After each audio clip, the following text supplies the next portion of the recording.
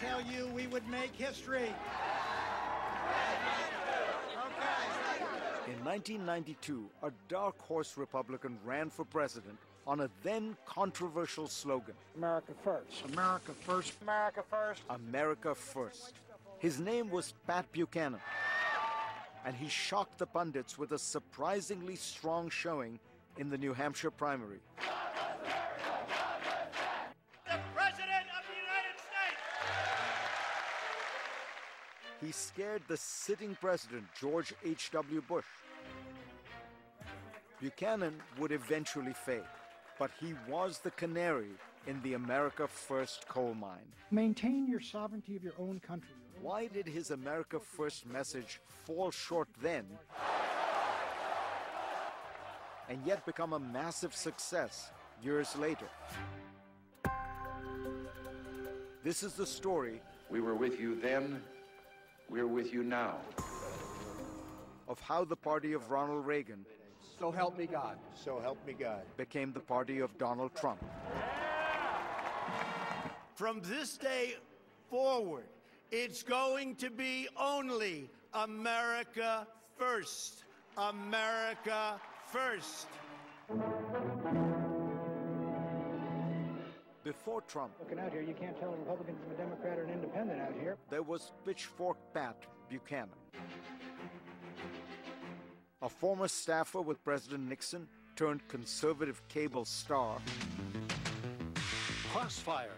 On the right, Pat Buchanan. Buchanan long had the pulse of the GOP's base. We've been together 8 years now, and soon it'll be time for me to go. And with Reagan's departure and communism's defeat, Mr. Gorbachev, tear down this wall. I'm ready to roll. Good to see you again. Buchanan sensed an opportunity to revive the right's isolationist tradition. His rival for the soul of the GOP was Reagan's successor, George Herbert Walker Bush. Bush was the quintessential establishment Republican, determined that America should continue to lead the world after the fall of the Berlin Wall. He helped reunify Germany.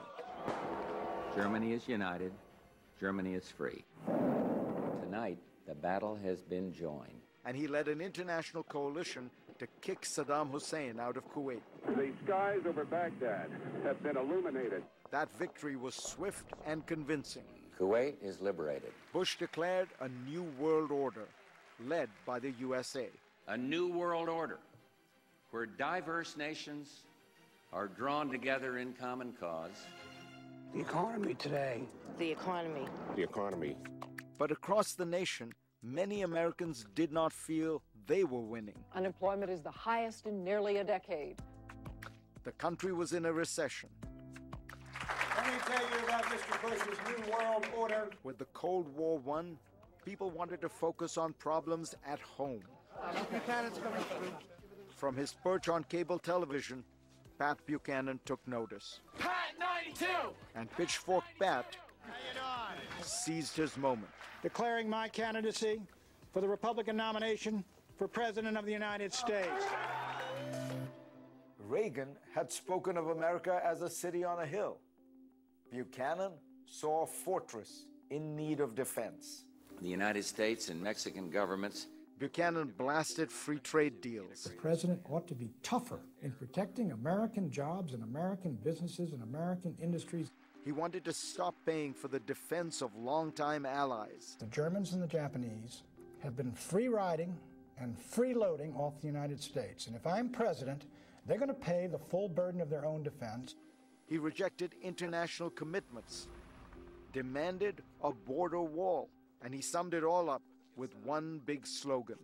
I believe in a foreign policy of America first. Buchanan's America First stance translates into opposition to foreign aid, lower taxes, trade protectionism, and immigration restrictions.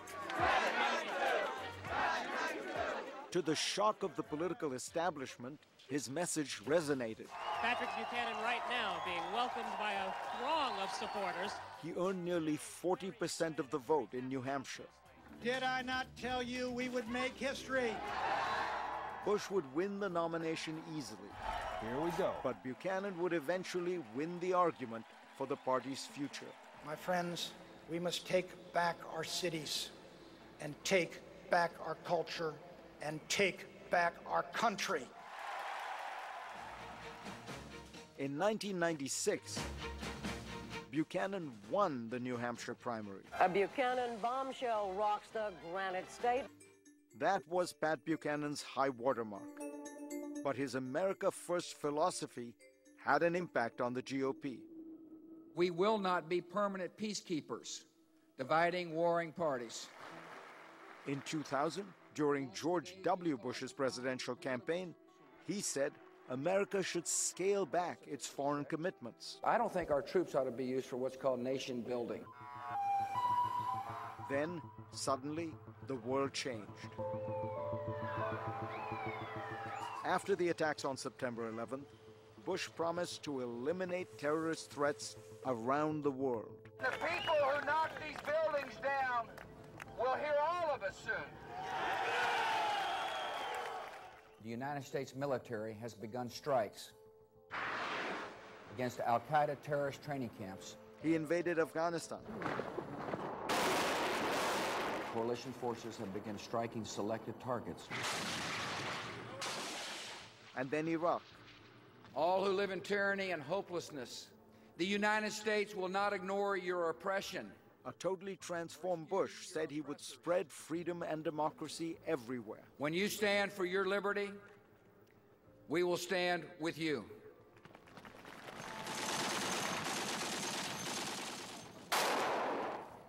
But the wars dragged on inconclusively, and thousands of Americans were killed and wounded in far-off places.